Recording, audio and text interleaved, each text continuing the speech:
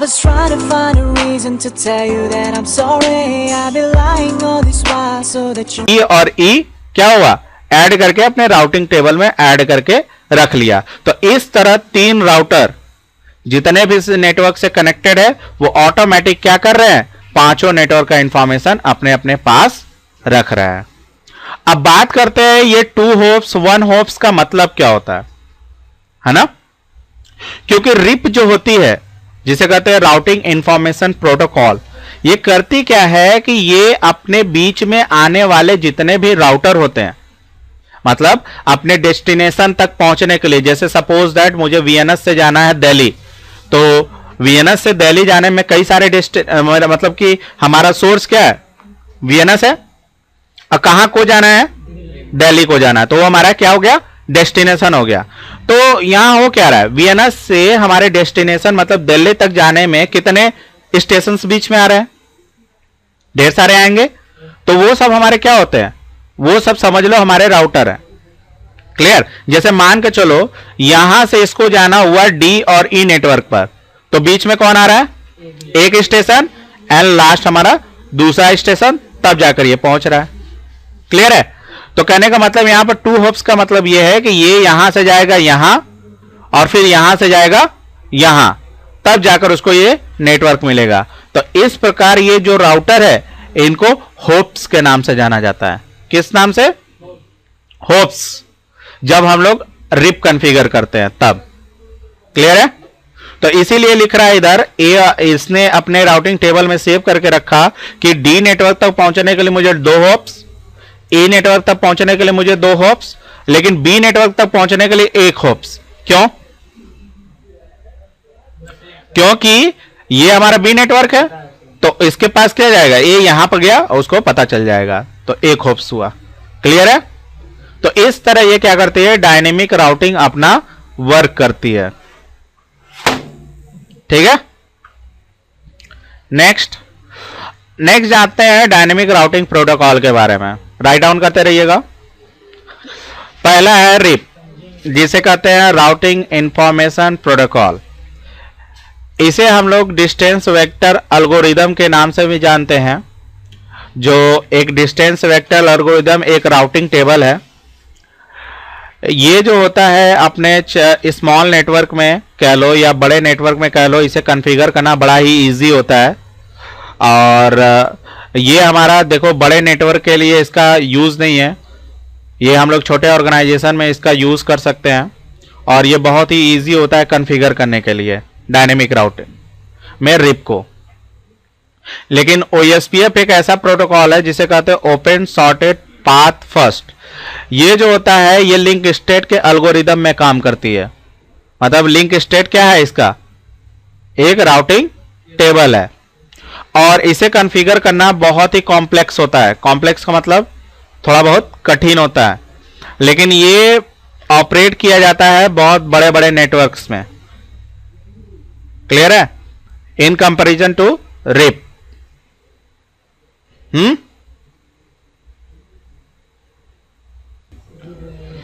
तो चलो अब देखते हैं हम लोग कॉन्फ़िगर करके कि कैसे हमारा सर्वर 2008 एक्ट करेगा एज अ राउटर। क्लियर है। तो जैसा कि ये देख रहे हो मेरे सामने, ये जो मशीन है इसके पास क्या है कि 2 नेटवर्क है, जैसा कि मैं दिखा देना चाहता हूं। इसके पास 2 लैन कार्ड है। एक जो है ये 10 की रेंज में है, देख रहे हो, एक 10 की रेंज में है, और एक जो है हमारा इसे डिसेबल किया था किसी कारण से, और ये जो है हमारा 11 की नेटवर्क पे है। मतलब कि 192.168.11.100, मतलब ये 11 के नेटवर्क में है। जैसा कि देख लो, थोड़ा सा रिफ्रेश हो रहा है, अपने आप को कर रहा है इनेबल।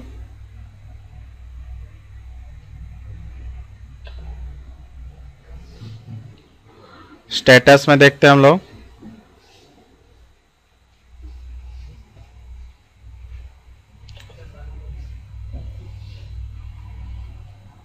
ये देखो ये किस रेंज में है, 11 की रेंज में है। क्लियर है। और हमारे पास एक दूसरी मशीन है और ये देखिए ये दूसरी मशीन है, इसके पास भी दो नेटवर्क है। ठीक है, एक जो है हमारा 10 की रेंज से कनेक्टेड है, एक लैन कार्ड, ये देख लो 10.253 क्लियर है। तो ये आपस में क्या करेंगे, कम्युनिकेशन बनाएंगे। बट ये जो हमारी है, इसका जो नेटवर्क है ये है 12.100, मतलब ये 12 के रेंज में है। अगर मैं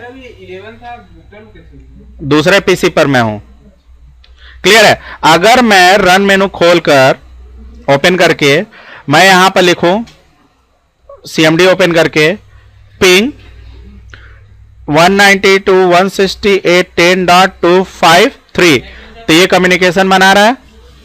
क्लियर है। अगर मैं यहीं पर 11.100 से अगर कम्युनिकेशन बनाऊं तो ये हमारा कम्युनिकेशन नहीं हो रहा है। क्यों? क्योंकि वो हमारा जो पीसी है और ये भी पीसी जो है एक्ट नहीं कर रही है एज अ राउटर। क्या? एज अ राउटर ये वर्क नहीं कर रही है। चाहे हम लोग इस पीसी पर आकर देखें, ये देख लीजिए हम लोग ये दूसरी पीसी पर आ गए, तो यहां से भी कम्युनिकेशन बना के देखें CMD, और यहां लिख रहा है पिंग 192.168.10.252, तो ये देखिए कम्युनिकेशन नहीं हो पा रहा है। 253 था, देख लेते हैं, शायद इसका फायरवॉल ऑन होगा, चेक कर लेते हैं।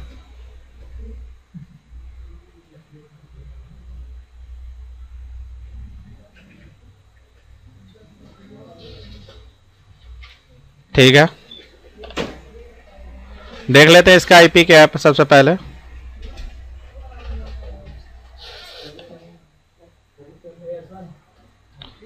टू फाइव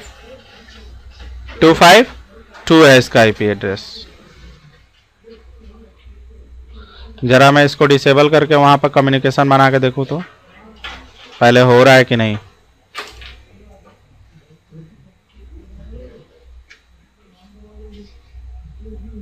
हो रहा है कम्युनिकेशन? हाँ, अब मुझे क्या करना है कि मुझे इसे एक्ट कराना एज अ राउटर। क्या कराना है?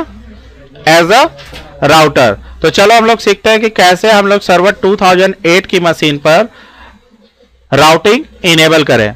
तो लिखना चाहेंगे तो उसके लिए लिखिए स्टार्ट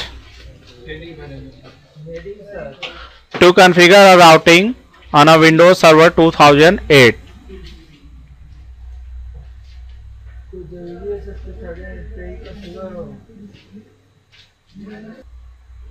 चलिए देखिए, तो उसके लिए स्टार्ट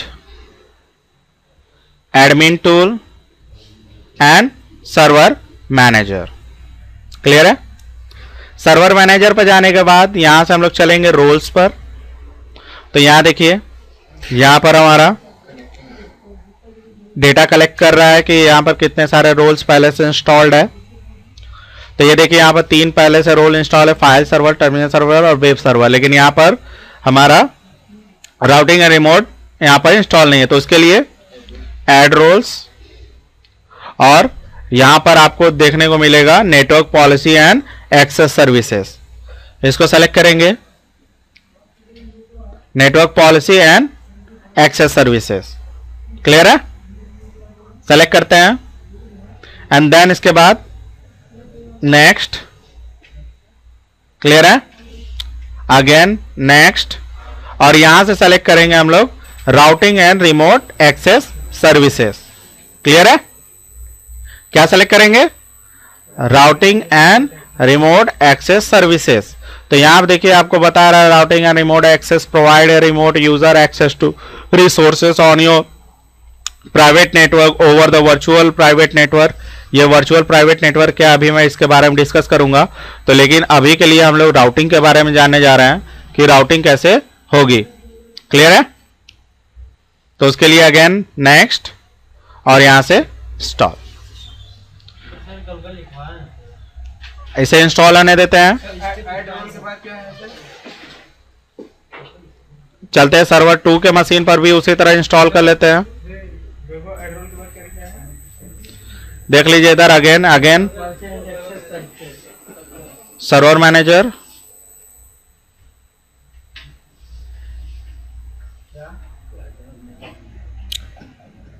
रोल एड रोल के बाद जाएंगे हम लोग कहां पर, network policy and access services पर।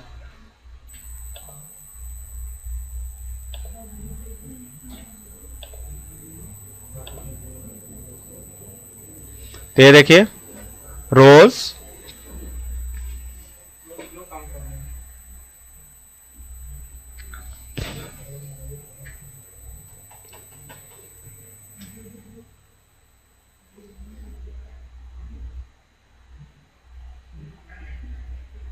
यहां से ऐड रोल्स, ऐड रोल के बाद नेक्स्ट, और यहां से सेलेक्ट करेंगे network policy and access services, next, again next, और यहां से सेलेक्ट करेंगे routing and remote access services, फिर नेक्स्ट करते हैं और इंस्टॉल। तो इसे इंस्टॉल होने देते हैं, इंस्टॉल होने में फ्यू सेकंड लेगा, तब तक हम लोग वीडियो को पॉज कर देते हैं। जैसे ही होता है रिज्यूम, हम लोग इसे रिज्यूम कर देंगे।